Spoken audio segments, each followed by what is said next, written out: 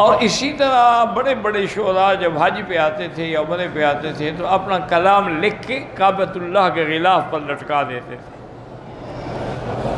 اور مقصد ان کا یہ ہوتا تھا کہ دیکھو جی یہ میرا کلام ہے، اگر کوئی اس سے بہتر کلام لا سکتا ہے تو وہ بھی لکھے۔ اللہ نے کسی مسلمان کے دل میں بھی بات ڈال دی، اس نے قرآن کی سب سے چھوٹی سورت جو ہے نا سورۃ الکوثر، وہ لکھ کے اس نے انا اعطیناک الکوثر فصل لربک وانحر ان شانئک ھو الابتر، یہ لکھ کے کعبے پہ لٹکا دیا۔ اب جو شاعر آئے ہیں، بڑے بڑے ادباء ہیں، دیکھیں کہیں یہ کس کا کلام، چونکہ نیچے کوئی نام تو نہیں لکھا ہوا تھا نا، شعراء تو اپنا نام لکھتے تھے نا کہ یہ کلام فلاں کا ہے، یہ فلاں کا ہے، یہ فلاں کا ہے، اس کے نیچے تو کوئی نام نہیں تھا۔ وہ کھڑے ہیں حیران ہو رہے ہیں کہ کیا یہ کس کا کلام ہے۔ آخر جب ان سے اس کا توڑ نہ بن سکا تو اس دور کا جو ان کا سب سے بڑا شاعر تھا ربیعہ، وہ استاد الشعراء تھا، اس کے پاس گئے کہ جی آج تو ایک عجیب بات ہو گئی ہے کہ کعبۃ اللہ کے غلاف سے ایک چیز لکھی ہوئی لگائی گئی ہے جس کا ہمیں تو توڑ نہیں آتا، مہربانی کریں آپ پڑھیں۔ ربیعہ آیا، اس نے دیکھا، پڑھا، غور کیا، تدبر کیا، کہا بھی کاغذ قلم لے آؤ، میں اس کا جواب لکھتا ہوں۔ شعراء خوش ہو گئے، انہوں نے کہا چلو کوئی تو آیا نا مقابلہ کرنے والا، تو اس نے جب کاغذ و قلم منگوا لیا تو نیچے لکھا کہ واللہ لیس ھذا من کلام البشر، مجھے خدا کی قسم کسی بندے کا کلام ہی نہیں ہے۔ تو جب بندے کا کلام نہیں تو ہم کیسے مقابلہ کر سکتے ہیں؟ اعتراف کر دیا، اقرار کر دیا کہ یہ بندے کا کلام نہیں۔ اور پھر قرآن کی تاثیر ایسی تھی نا جی کہ جس نے بھی سنا لیکن نیک نیتی سے، لیکن اب قرآن تو آپ بھی پڑھتے ہیں، لیکن جب تک دل میں یقین نہ ہو، توجہ کامل نہ ہو، اس وقت تک پڑھنے سے کوئی فائدہ بھی نہیں ہوتا اور سمجھ بھی نہیں آتا۔ علماء نے ایک ایک آیت پہ غور کرتے ہوئے راتیں گزار دی، ساری ساری رات جاگتے رہے، ایک آیت سمجھ رہے ہیں۔ امام شافعی رحمۃ اللہ علیہ ایک دفعہ صبح کی نماز میں جب آئے تو آنکھیں مبارک سرخ تھیں۔ شاگردوں نے پوچھا کہ حضرت یہ کیا ہو گیا، رات کو آپ سہران تھے، جاگتے رہے؟ فرمایا ہاں جاگتے رہے۔ کیوں، خیر تو تھی؟ انہوں نے کہا خیر تھی، بس ایک آیت پہ میری نظر پڑی تو اسی پہ میں غور کرتا رہا، اس ایک آیت سے میں نے 370 مسئلہ استنباط کیا۔ یہ تھے امام، یہ نہیں ہے کہ جس کو چاہو امام بنا دو۔ آج کل تو پرویز بھی امام ہے اور قادیانی بھی امام ہے اور چکڑالوی بھی امام ہیں اور پتہ نہیں کیا کیا فتنے اٹھے ہوئے۔ انا للہ و انا الیہ راجعون۔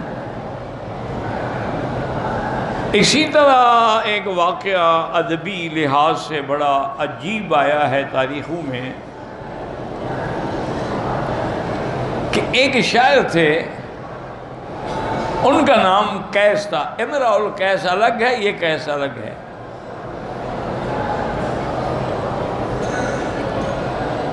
اس نے کوئی شعر کہا، بادشاہ کو شکوہ پہنچا کہ انہوں نے یہ شعر آپ کے خلاف کہا ہے۔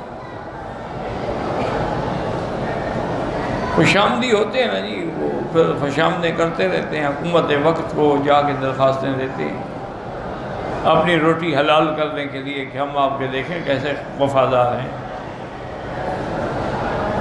بادشاہ کو یہ آپ کے خلاف لکھا ہے، بادشاہ اس کو بلا رہا جی میں نے آپ کے خلاف تو نہیں لکھا، لیکن شعر میں نے لکھا ہے۔ بس بادشاہ ہوتے ہیں، حکم دیا جاؤ اس کو قتل کر دو، سزائے موت۔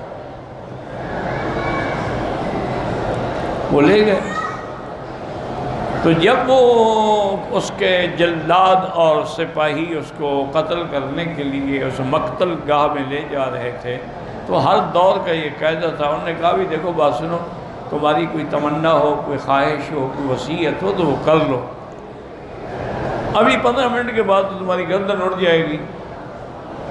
انہوں نے کہا یار میں نے کیا وصیت کرنی، شاید آدمی نے میرا گھر نہ بار نہ جائیداد نہ کوئی چیز، میری 2 بیٹیاں ہیں اور وہ بھی فلاں شہر کے فلاں دیہات میں، کیا میں نے وصیت کرنی. انہوں نے کہا بھائی پھر بھی کچھ کہنا چاہتے ہو تو ہمارا وعدہ ہے کہ ہم تمہاری وصیت پوری کریں گے، مرنے والے کی وصیت پوری کی جاتی ہے. تو انہوں نے کہا اچھا اگر کبھی تم وہاں سے گزرو نا میری بیٹیوں کو ملو تو سلام کہہ دینا، یہ نہ کہنا کہ وہ مر گیا قتل ہو گیا. انہوں نے کہا وہ اتنا کہہ دینا کہ یا ابنتا قیس ان اباکما. انہوں نے کہا اس کا دماغ خراب ہو گیا، پاگل ہو گیا، یہ کو پیغام ہے کہ اے قیس کی 2 بیٹیاں تمہارا باپ، تمہارا باپ کیا ہے، تمہارا باپ مر گیا زندہ ہے کیا ہو گیا. انہوں نے کہا بس یہی کہہ دیں، اگر جاؤ نہ جاؤ تو ضروری تو نہیں ہے، جب میں ہی مر گیا تو میں کیا کروں گا لڑکیوں کا. انہوں نے مار دی. کافی مدت کے بعد اتفاق سے وہی سپاہی جو تھے نا جی اسی شہر میں گزرے جس کا قیس نے ذکر کیا تھا. وہاں پوچھا بھی یہاں قیس کا، انہوں نے کہا ہاں فلاں جگہ قیس کا گھر ہے، اس کی 2 بیٹیاں ہیں، وہ بیچاری اکیلی ہیں، کوئی ان کا ولی وارث نہیں ہے، بکریاں چراتی ہیں، ان کا دودھ بیچ کے گزارا کرتی ہیں. انہوں نے کہا یار آ تو گئے ہیں، ہم ان کی بیٹیوں کو یہ تو نہیں بتاتے کہ تمہارا باپ قتل ہو گیا ہے، چونکہ لڑکیاں ہیں روئیں گی، غم ہوگا، بس اس کا پیغام ہم دے دیتے ہیں. وہ آئے، انہوں نے کہا کہ آپ کا باپ ہمیں ملا تھا فلاں شہر میں اور اس نے ایک پیغام دیا تھا آپ کے نام. انہوں نے کہا کیا کہا؟ انہوں نے کہا کہ یا ابنتا قیس ان اباکما. انہوں نے کہا اچھا تم ٹھہرو، ہم اس کا جواب آپ کو لکھ کے دیتی. وہ ایک لڑکی گھر میں گئی، چپکے سے تلوار لے کے آئی، ایک سپاہی کی گردن پہ ماری، گردن اڑ گئی، دوسرا بھاگ گیا. جو بھاگ گیا وہ پھر سیدھا بادشاہ کے پاس کہا جناب ہمیں تو اسی قیس کی لڑکیوں نے مارا ہے. ان کو پکڑو پیش کرو. جب لڑکیاں پیش ہوئی، انہوں نے کہا ہمارے سپاہی کو مارا. انہوں نے کہا ہاں جی بالکل مارا ہے. کیوں مارا؟ انہوں نے کہا بادشاہ سلامت انہوں نے ہمیں باپ کا پیغام دیا تھا کہ یا ابنتا قیس ان اباکما. تو ہم سمجھ گئے کہ اس کا معنی یہ ہے کہ قد قتل وقاتلہ لناکما، کہ وہ قتل ہو گیا ہے اور قتل کرنے والے تمہارے سامنے کھڑے ہیں. ہم نے اپنے باپ کا بدلہ لیا ہے، ہم نے کیا ظلم کیا ہے ہم نے. بادشاہ بڑا خوش ہوا. بادشاہ نے ان کو آزاد بھی کر دیا، انعامات بھی دیے اور کہا تمہارا باپ تو خیر مر گیا ہے لیکن اب اس کا مداوع میں کروں گا، تمہاری حفاظت کروں گا. تو اس قسم کے شاعر بھی دنیا میں پیدا ہوئے کہ ایک مصرع لکھا دوسرے سے خود سمجھ گئے. لیکن ایسے بڑے بڑے شاعر جو تھے نا جب قرآن سامنے آیا تو بس دنگ رہ گئے، پھر ان کی بولتی بند ہو گئی. انہوں نے کہا اس کا مقابلہ نہیں ہو سکتا.